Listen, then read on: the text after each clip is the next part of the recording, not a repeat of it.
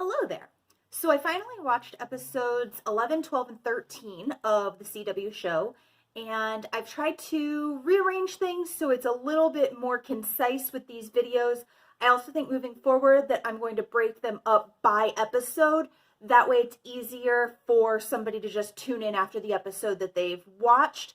Hopefully, because people are going back and binging this show after the season finale that happened this week, but unfortunately I'm a little bit behind. So let's cut to the chase. Episode 11. First of all, can we have a moment for how creepy the Hudson painting was? Like, I get it, it was their whole family, but the way they had Ryan, like, off to the side, even before Dead Lucy showed up in the middle of their family portrait, that just seemed very strange to me. And I'm certain that it was supposed to indicate some sort of distance between him and his parents while he's kind of being, kicked out of the family, but also trying to exercise some of his, I guess, rights as a wealthy person. So also, it seemed very strange to me that Nancy that Nancy found the notes from her mom that was Lucy's guidance counselor tucked up into the painting. Like, she felt along the bottom of it and there was like a little secret compartment there.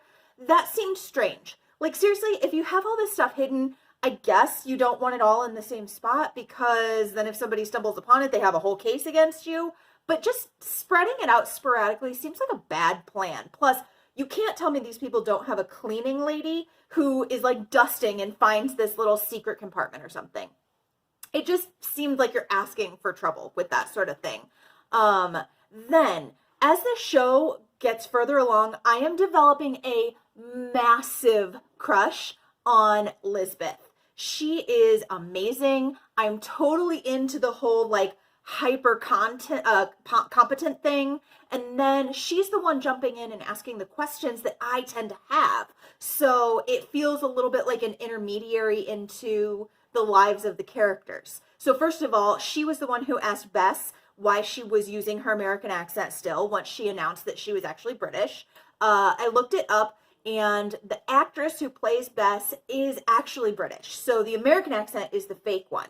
But then it felt very in keeping with Bess's character that she was trying to manifest what she wanted for herself with this wealthy American family that she wanted to be a part of. So that was great. And then the same conversation, Bess brings up the fact that her visa has expired, which then answered the question I had before: why does Bess keep staying behind when shenanigans are going down? And Lisbeth is the one that brought out that information.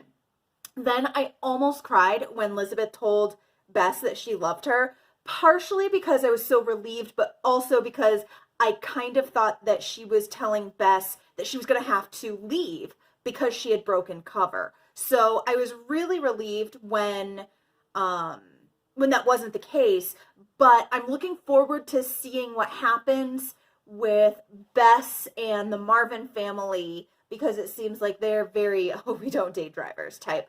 But I don't know, how are they going to feel about a state cop? We'll see. Next, putting the claw on the market made total sense to me. And I'm actually really glad they didn't drag that whole thing out. It was kind of cut and dry. Yep, I'm putting it for sale. Yep, you threw your party, but I just got an offer. Oh, and that offer was from Nick. Awesome.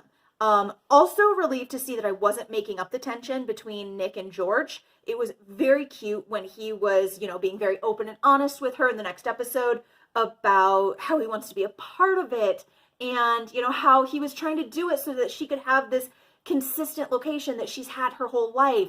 And, when she let him carve his name under the table. So it brought out some very sweet moments for them, and I appreciated that.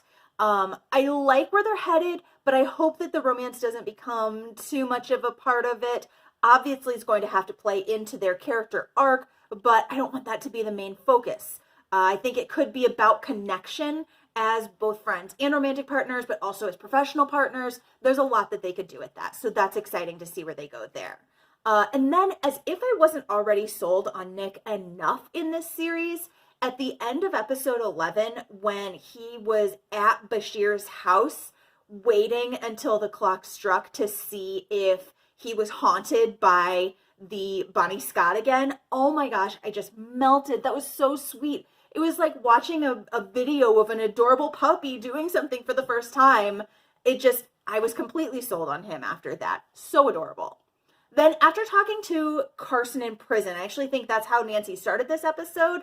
I hate him more.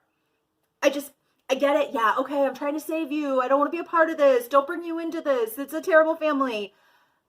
He's pathetic. He's not doing anything to take control of the situation for himself, and he knows Nancy's going to get involved. So, at the end, though, I really appreciated how Nancy got involved with the Hudsons, more or less forcing Carson's hand in the situation so that he had to step up and just take the reins to get himself out of this situation. So I thought that was great. Then, going along those same lines, seeing Nancy with Owen, I thought made a lot of sense, as I think I've said before, but I was glad that she stepped back from him.